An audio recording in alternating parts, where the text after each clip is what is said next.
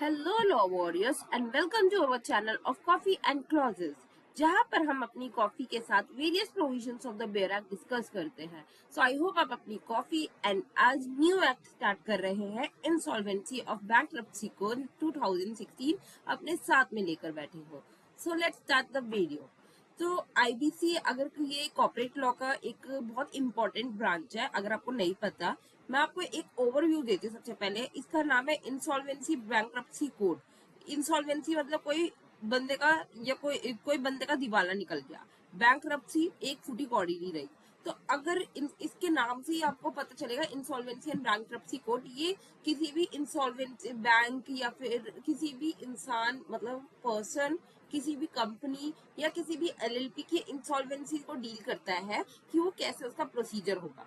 अब मैंने इससे पहले आपको आरडीबी एक्ट भी पढ़ाया था, वो जिसमें हमने डीआरटी एस्टेब्लिश किए थे, क्या कहते हैं डेट ट्रिब्यूनल्स जो थे हमारे, वो हमने एस्टेब्लिश किए थे। तो हमारे पास जब आरडीबी ऑलरेडी था, रिकवरी ऑफ डेट ट्रिब्यूनल्स वाला, तो हमने ये सब कुछ क्यों, मतलब क्या कहते हैं आईबीसी की हमें क्या जरूरत पड़ी। तो सबसे पहले हम एक ब्रीफ इंट्रोडक्शन लेते हैं आईबीसी का, ठीक है। तो बेसिकली इसका जो मेन पर्पस था इंट्रोड्यूस करने का, वो था to consolidate India insolvency laws. मतलब क्योंकि आपने देखा है सरफेसी में भी है आपका रिकवरी ऑफ डेट, आपका आरडीबी में भी है, पर ये एक कंसोलिडेट वे है for to solve insolvency laws. ठीक है। इसमें दूसरी मेन इंपॉर्टेंट फीचर जो आईबीसी में इंट्रोड्यूस की गई है वो टाइम बाउंड रेजोल्यूशंस। अब हम आगे पढ़ेंगे, इसमें लिमिट दे रखी है, वो चाहे एमएसएमई में हो या सीआईआरपी प्रोसेस में हो, जिसको हम लोग कॉर्पोरेट इंसॉल्वेंसी रेजोल्यूशन प्रोसेस कहते हैं। और जो क्या कहते हैं एमएसएमई का होता है वो पीपीआईआरपी होता है, pre packaged insolvency resolution process, जिसको हम आगे पढ़ेंगे। तो ये टाइम बाउंड होता है कि आपको इतने टाइम में कंप्लीट ही करना है। अब कुछ कंपनीज या फिर क्या कहते हैं किसी का कंपनीज होती है वो क्रेडिटर्स में डील्स कर रही है, किसी का बिजनेस है वो क्रेडिटर्स में डील कर रहा है। अब of course time is money सारे बिजनेसेस में, तो आप चाहोगे कि आप ये कोर्ट के चक्कर लगाओ। डीआरटी का जो प्रोसीजर है वो 6 मंथ्स का इसमें मैक्सिमम टाइम दे रखा है, पर इसमें इससे भी कम दे रखा है, ठीक है। तो ये टाइम बाउंड रेजोल्यूशन है जो कि हमारे बिजनेसेस एंड कंपनीज को बढ़ावा देता है। फिर उसके बाद ये मैक्सिमाइज करता है एसेट वैल्यू। अब जब किसी कंपनी का दिवाला निकल जाता है तो आरडीबी एक्ट में बेसिकली हम क्या करते हैं, जो ट्रिब्यूनल्स है वो act as a claw to the corporate debtors, मतलब वो क्लॉ यूज करता है, claw as a claw sound करता है, मतलब वो लिक्विडेशन एसेट को बेचने का, वो वहां पर सीधे कोई रेजोल्यूशन का कोई प्रोसेस नहीं है। वहां पर सीधे आपकी के अपील जाएगी, वो आपके खिलाफ कंप्लेंट जाएगी, आपका लिक्विडेशन ऑफ एसेट से बेचे जाएंगे और उसी हिसाब से होगा। But in IBC we have the whole resolution process. अगर वो फेल होता है, अगर ओनली इफ इट्स फेल्स, उसके बाद भी काफी उसमें रेजोल्यूशन की वो है, क्या कहते हैं उसमें संभावना होती है। इसमें ज्यादातर वो चाहती है, क्या कहता है आईबीसी कोर्ट चाहता है कि भाई आपका दिवाला निकल गया तब भी आप रिवाइव करें, आपको एक पॉसिबिलिटी देता है रिवाइव करने की, ना कि डीआरटी की तरह है कि आपकी लिक्विडेशन एसेट्स को बेच देगा। तो यहाँ पर जो होता है वो उसको आपको क्या कहते हैं रेजोल्यूशन प्रोसेस में प्रोवाइड करता है ताकि आप अपना कंपनी को रिवाइव कर पाए, ठीक है। तो इसके तीन वो हो गए। एक तो क्या कहते हैं मेन फीचर हो गया, अगर आपसे कोई पूछे आईबीसी कोड का मेन फीचर बताओ, तो it help to consolidate all insolvency laws in one place. मतलब ये कंसोलिडेट मतलब सारे इंसॉल्वेंसी प्रोसेसेस को अपने अंदर समाता है। आईबीसी कोड बहुत बड़ा है, ठीक है। सेकंड है कि ये टाइम बाउंड मैकेनिज्म प्रोवाइड करता है फॉर रिकवरी ऑफ डेट। फिर उसके बाद तीसरा जो है वो है वैल्यू मैक्सिमाइजेशन ये ऑफ असेट्स, तो ये बाकी बिजनेस को रिवाइव होने का भी मौका देता है।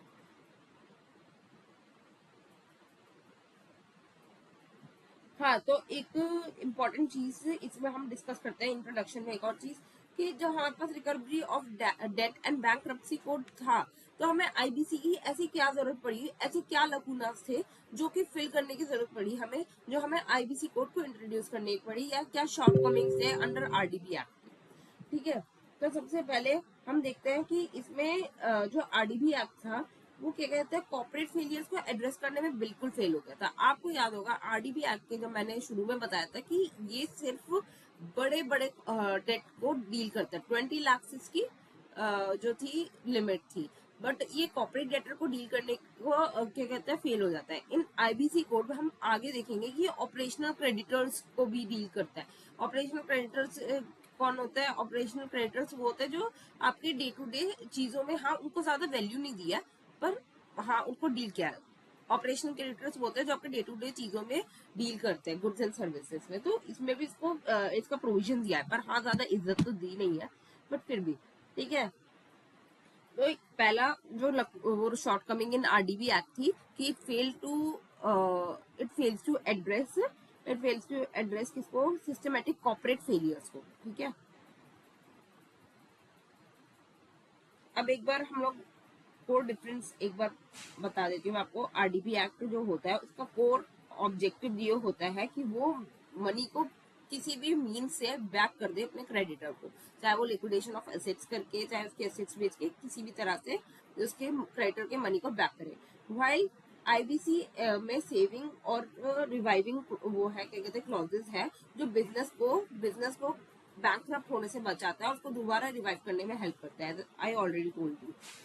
फिर कंपनी का अप्रोच क्या होता है? इसमें क्या होता है, मतलब आरडीबी एक्ट जो है वो कंपनी को कैसे देखती है? वो देखती है कि क्या कहते हैं, भाई इसका दिवाला निकल गया, अब इसके सारे असेट बेच के कैसे भी करके सारे क्रेडिटर्स को दे दो, वो ये देखती है। पर इन आईबीसी कोड वो रिस्ट्रक्चरिंग प्रोवाइड करती है। इसमें रेजोल्यूशन कोई भी प्लान प्रोवाइड करते हैं कि आपका दोबारा से कैसे रिवाइव हो सकती है कंपनी। ठीक है, मेन चीज दोबारा से एक दो चीजों को दोबारा बोल रखा है। बेनिफिशियर किसको होता है इसमें? इंडिविजुअल क्रेडिटर्स को होता है बेनिफिशियरीज।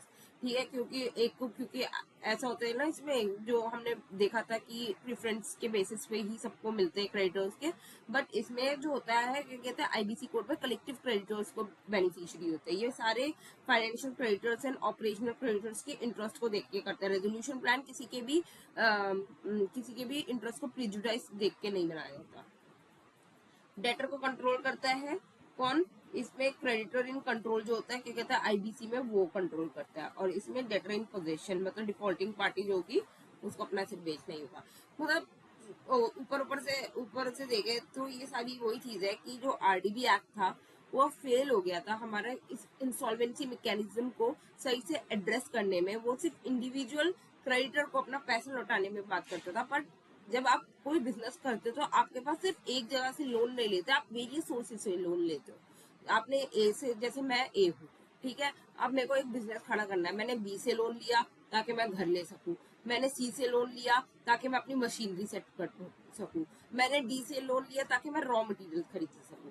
अब मेरा बिजनेस बंद हो गया, मेरा बिजनेस ठप हो गया, तो मैं क्या करूंगी? मैं क्या ए को वापस दूंगी? प्लस मेरे पास तो इतना सेट्स नहीं है।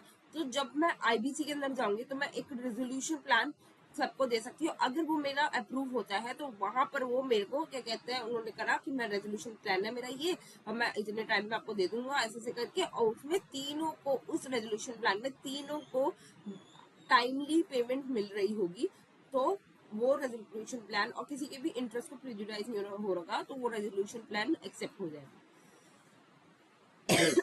तो ये तो थोड़ा इंट्रोडक्शन जो कि आपके शायद इंटरव्यू या फिर कहीं भी काम आ सकता है। ठीक है, अब हम जाते हैं एक्ट के अंदर। थोड़ा सा मैं पानी पी लूं।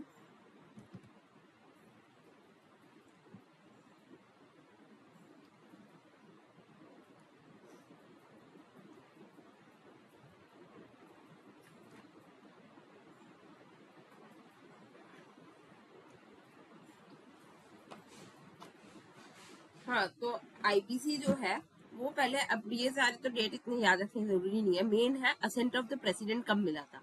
28 मई 2016। पर्पस मैंने आपको बता दिया क्यों ये इंट्रोड्यूस हुआ था। इसमें टोटल 20 चैप्टर्स है और 5 पार्ट्स है। 5 पार्ट्स में डिवाइडेड है, 20 चैप्टर्स है। हम लोग कोशिश करेंगे कवर करने का सारा, पता नहीं हो पाएगा या नहीं, वैसे तो कोशिश ही करेंगे। तो इसमें टोटल 20 चैप्टर्स है।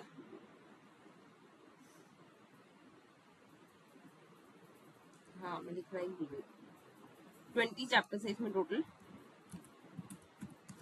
20 chapters, 5 parts and total section 255 है। ये पूछता नहीं है, फिर भी आपको, मैं जब भी आपको कोई भी बेरक पढ़ाती हूँ तब भी मैं ये ध्यान रखती हूँ कि आपको ये सारी चीजें पता हो। ठीक है, तो सबसे पहले हो गया सेंट ऑफ द प्रेसिडेंट बनती है इसको 28 मई को, और फिर उसके बाद 2016 को 20 चैप्टर्स है, 5 पार्ट्स है और 255 सेक्शंस है। मैं आपको ये पहले थोड़ा ओवरव्यू ऑफ प्रोसेस दे देती हूँ। पहले इसका पर्पस मैंने आपको बता दिया, was to considerate all insolvency law of the corporate person, partnership firms and individual. फिर मैंने आपको बताया time bound manner for maximization of valuation of assets. फिर उसके बाद to promote entrepreneurship, availability of credit और balance of interest of all stakeholders including altering priority of the payment of the government. ठीक है, ये आप याद रखेंगे, पर्पस ये है। अब हम लोग इसका पहले एक हाँ ये चीज पढ़ लेते हैं। देखो हमने बोला इंसॉल्वेंसी है, बैंकरप्सी और लिक्विडेशन, ये 3 टर्म्स आपको देखने को काफी मिलेंगे इसमें। क्या कहते हैं आपका बैंकरप्सी कोड में, तो इसका मतलब क्या होता है? इंसॉल्वेंसी का मतलब होता है inability to pay debts due to insufficient cash flows.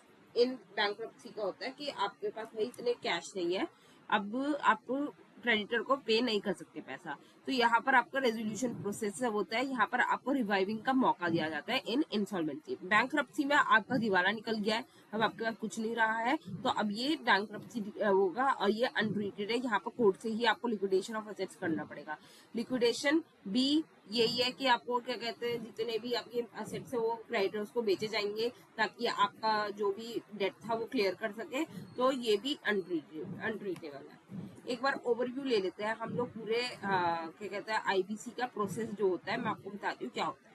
सबसे पहले एक डिफॉल्ट हुआ, ठीक है, डिफॉल्ट हुआ। अब क्या हुआ, डिफॉल्ट में पैसे पे नहीं कर पाई, मैं हूँ ए, बी है क्या कहते हैं क्रेडिटर, मेरा क्रेडिटर मतलब जो पैसे देता है, ठीक है, मैंने डिफॉल्ट किया, मैं उसको वापस देने में डिफॉल्ट कर दिया। अब जो बी होगा जो क्रेडिटर है वो उसने कहा वो ऐसे तो नहीं बैठ जाएगा कि आपने मेरा डिफॉल्ट कर दिया मैं तो बैठ जाती हूँ, कोई बात नहीं तुम मुझे बाद में दे देना, ये कर देना। उसने प्रिस्क्राइब टाइम पीरियड में उसने नहीं दिया, तो वो गया कोर्ट के पास। कोर्ट मतलब यहाँ पर एडजुडिकेटिंग अथॉरिटी, जो हमारा हम लोग आगे पढ़ेंगे एनक्लैट है, ठीक है, वो एडजुडिकेटिंग अथॉरिटी के पास जाएगा और बोलेगा भाई ये मेरा क्या कहते हैं ये मेरा पैसा लौटा नहीं रहा है। तो एडजुडिकेटिंग अथॉरिटी 14 डेज में मतलब क्रेडिटर का वो करेगा क्या कहते हैं एक्सेप्ट करेगा। अगर एक्सेप्ट कर लिया क्लेम 14 डेज में, फिर उसने क्या करेगा आईआरपी अपॉइंट करेगा, जो इंटरिम रेजोल्यूशन प्रोफेशनल होगा, ए अपॉइंट करेगा, जो कि हमारा कमिटी ऑफ क्रेडिटर फॉर्म करेगा। 7 डेज में हमारा कमिटी ऑफ क्रेडिटर्स फॉर्म होती है। फिर ये कमिटी ऑफ क्रेडिटर्स जो होगा हमारा परमानेंट रेजोल्यूशन प्रोफेशनल अपॉइंट करेगा, और फिर ये जो प्रोफेशनल है फिर ये रेजोल्यूशन प्लान देगा।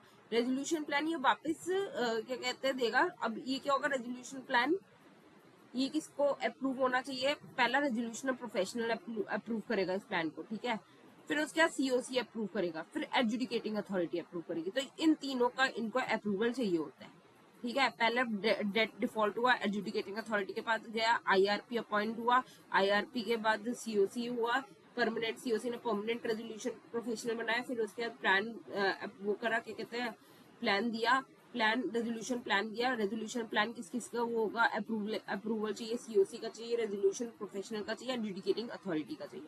अगर अप्रूव हो गया तो भाई आप यू विल सेल, और क्या कहते हैं डिसप्रूव हो गया तो भाई आप तो ड्रॉन्ग नहीं हो गए, आप डूब गए, आपकी कंपनी डूब गई।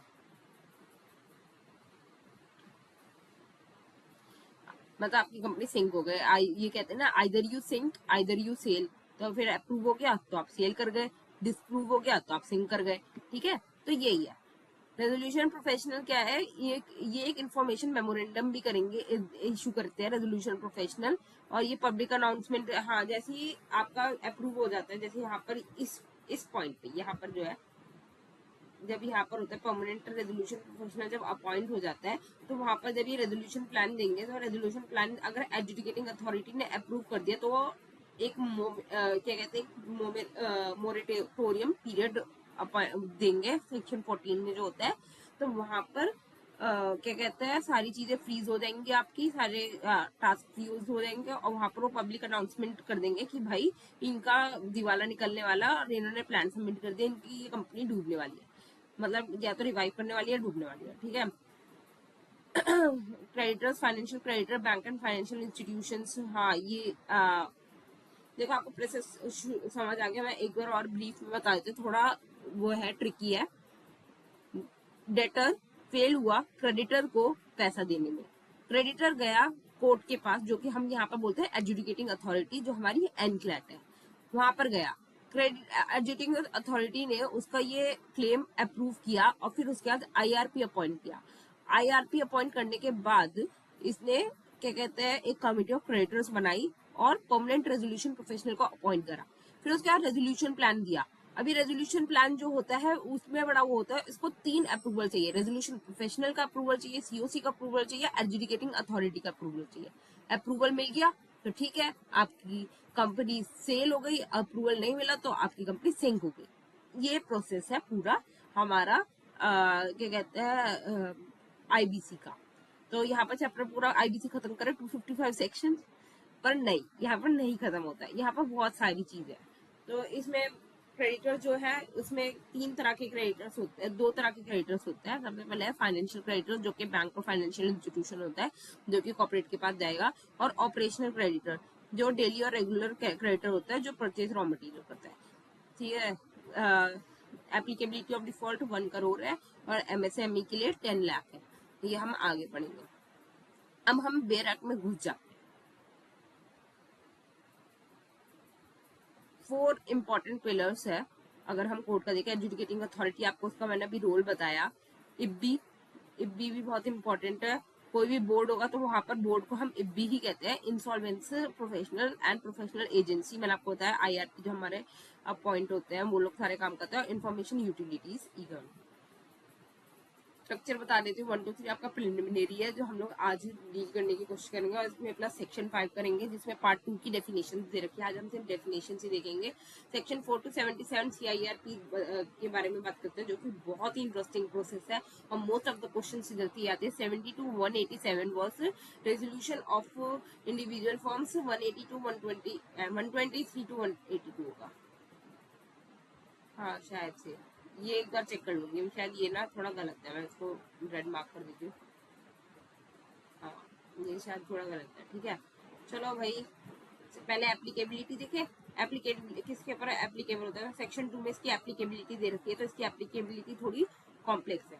तो ये बॉडी कॉर्पोरेट पे एप्लीकेबल होता है। ये company under the company act, जो हमारा 220, यहाँ पर 220 आना चाहिए।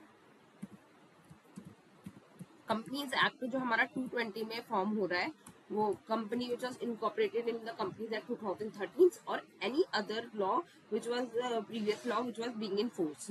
तो उसमें है एलएलपी पे भी वो होता है, क्या कहते हैं, एप्लीकेबल होता है एलएलपी एक्ट में। Body corporate as notified by the CG, कोई भी बॉडी कॉर्पोरेट नोटिफाइड है सीजी से, पर्सनल गारंटर टू सीडी, उसके ऊपर भी एप्लीकेबल होता है। पर्सनल गारंटर, जब भी आप कोई लोन लेते हो, आपको तो पता ही होगा कि आप गारंटी देते हो कि किसी गारंटर मांगता है कि क्या कहते हैं, आपको वो कोई कहता है कि ठीक है ये नहीं वो पे करेगा तो मैं करूंगा। तो ये आईबीसी जो प्रोसेस है पर्सनल गारंटर पे भी अप्लाइड होता है।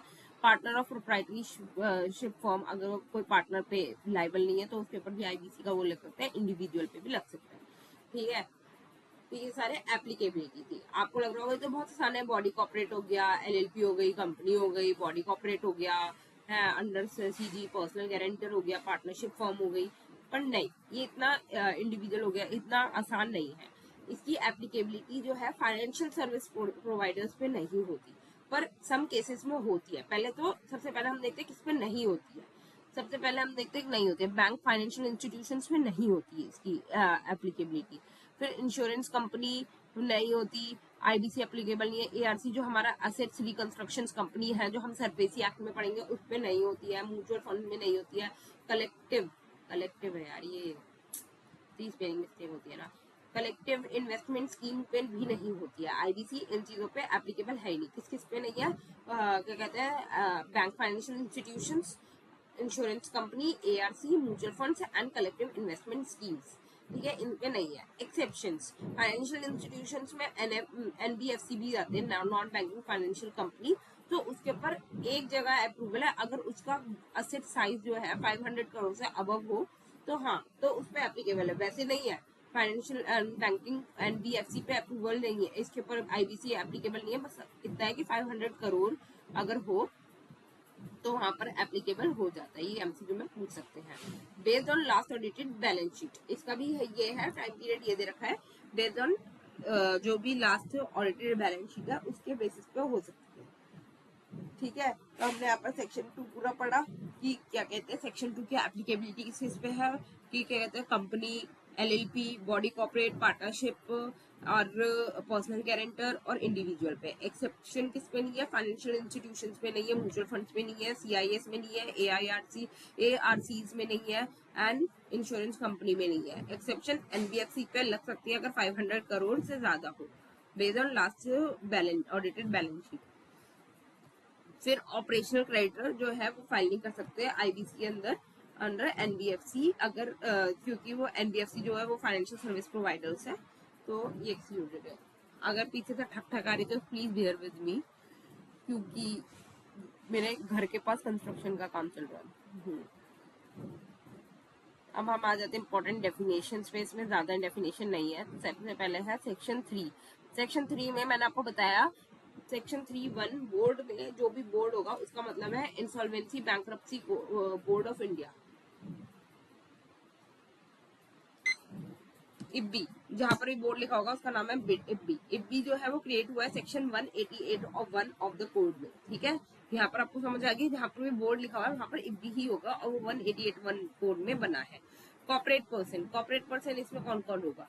कॉर्पोरेट पर्सन होगा, एक तो कंपनी हो गया ऑफकोर्स सेक्शन 220 में जो इनकॉर्पोरेशन जिसका हुआ है, फिर उसके बाद एलएलपी जो एलएलपी में डिफाइंड हुआ है 2080। ठीक है, फिर और कोई और एलएलपी मतलब क्या कहते हैं इंडियन लॉ के अंदर, और ये क्या इंक्लूड नहीं करेंगे कॉर्पोरेट पर्सन, कॉर्पोरेट पर्सन से इंक्लूड नहीं होगा financial service providers under section 37 जो मैंने अभी ऊपर बताया कॉर्पोरेट पर्सन। ठीक है, इसका आपको क्या कहते हैं सेक्शन नंबर जरूर याद रखना है, 37।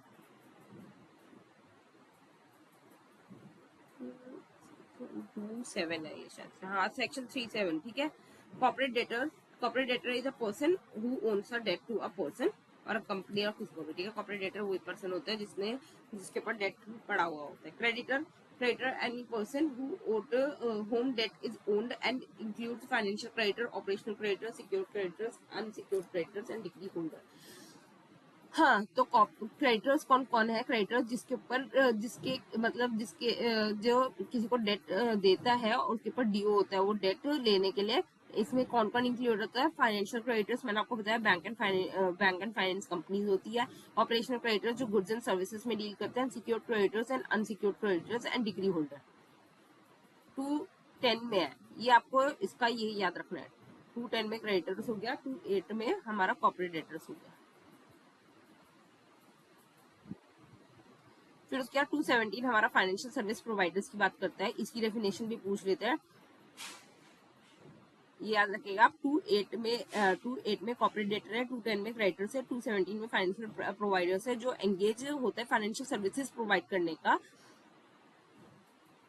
सॉरी, इशूड और registration granted by the financial sector regulators. ठीक है, फाइनेंशियल सर्विस प्रोवाइड होता है, कौन इशू रजिस्ट्रेशन उसको देता है? फाइनेंशियल सेक्टर रेगुलेटर उसको ऑथराइजेशन देता है। प्रॉपर्टी, इसमें 227 में प्रॉपर्टी है। प्रॉपर्टी क्या क्या इंक्लूड होती है? मनी, एक्शनेबल क्लेम्स और गुड्स। गुड्स आपको पता है मूवेबल प्रॉपर्टी को कहते हैं। And every description of the property which was situated in India includes property whether interest present हो, फ्यूचर हो, वेस्टेड हो, कंटिजेंट हो, कोई वो नहीं होता। इंसिडेंटल तो प्रॉपर्टी है तो प्रॉपर्टी मानी जाएगी। इसमें काफी बड़ा स्कोप दे रखा है 227 में। टू क्या कहते हैं सेक्शन 330 में सिक्योर क्रेडिटर दे रखा है, who security interest is created. ठीक है, एक बार हम दोबारा से एक बार देख लेते हैं कौन कौन सी इंपॉर्टेंट डेफिनेशन है। 21 इब्बी कोड, इब्बी हमारा 188 में है। 27 corporate debtor, corporate person. 28 corporate debtor, 210 creditor जो हमारा बहुत इंपॉर्टेंट है। 217 financial service provider, 227 was property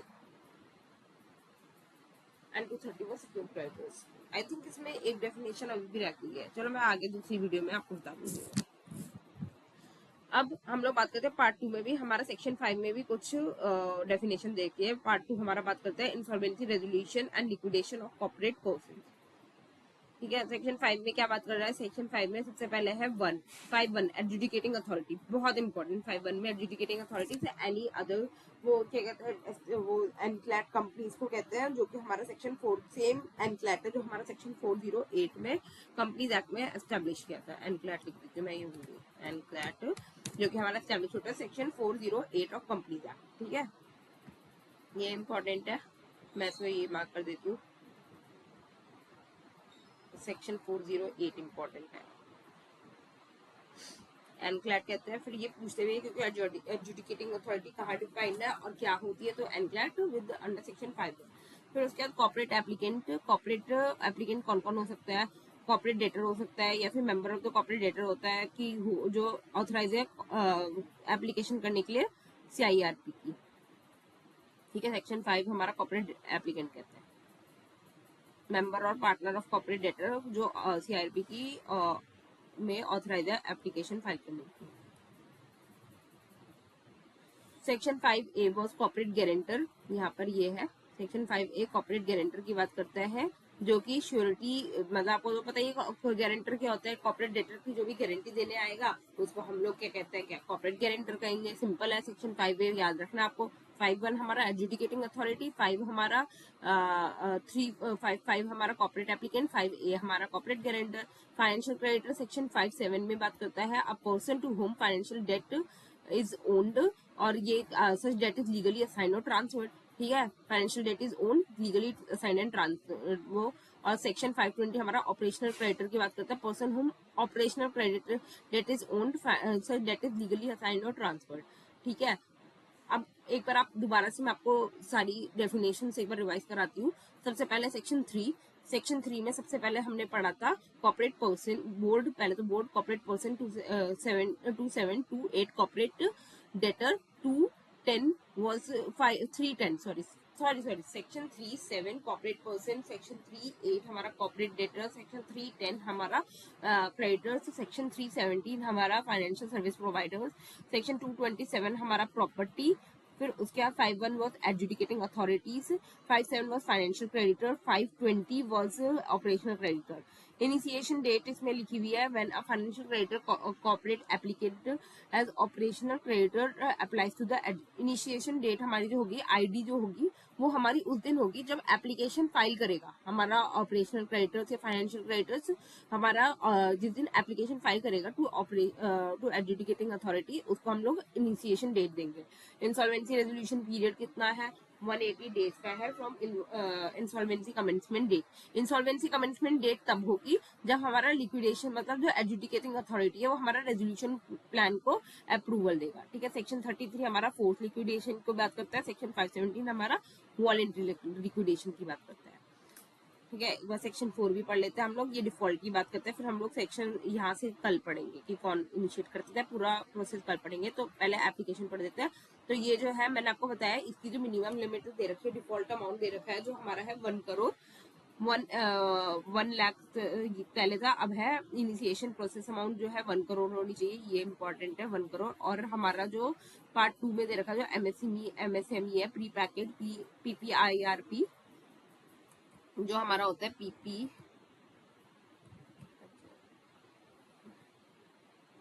यहाँ पर है,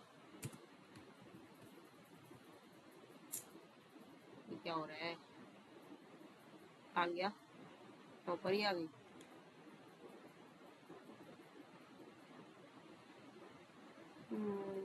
सॉरी, और इसके लिए PPIRP हमारा 10 लाख का होता है यहाँ पर। ठीक है, पार्ट 3 में दे रखा है हमारा जो pre package insolvency resolution plan है वो हमारा 10 लाख का होता है। वैसे 1 करोड़ का डिफॉल्ट चाहिए होता है हमारा CIRP में। तो यहाँ पर हम लोग सेक्शन 4 तक हमने खत्म किया है। क्या क्या थोड़ा इंपॉर्टेंट जो है, हमने इंट्रोडक्शन दिया, हमने इसका सेक्शन 3 पढ़ा, सेक्शन 2 पढ़ा एप्लीकेबिलिटी, जो कि बहुत इंपॉर्टेंट है। फाइनेंशियल सर्विसेज प्रोवाइडर्स इसमें एप्लीकेबल नहीं है, पर 500 करोड़ का अगर कोई है तो वो वहाँ पर इंक्लूडेड है। फिर उसका 3(1), 3(7), 3(8) आप याद रखिएगा, 3(10) याद रखिएगा, और वहां पर 3(20) हमारा ऑपरेशनल क्रेडिटर्स बहुत इंपॉर्टेंट है, और 3(7) हमारा फाइनेंशियल 5(7) हमारा 5(20) ऑपरेशनल क्रेडिटर बहुत इंपॉर्टेंट है, 5(7) फाइनेंशियल क्रेडिटर बहुत इंपॉर्टेंट है। इसकी डेफिनेशन याद रखिएगा और ये इसका डेफिनेशन नंबर याद रखिएगा, ये आता है। ठीक है, 3(7) एंड 3(8) 57 एंड 520 इम्पोर्टेंट है, ठीक है। तो यहाँ पे हमारी आज की वीडियो खत्म होती है, ये इंट्रोडक्शन पार्ट है। कल हम लोग CIRP प्रोसेस आपको इंट्रोड्यूस कराएंगे पूरा का पूरा, तो बने रहिए हमारे साथ इस पूरी सीरीज के IBC।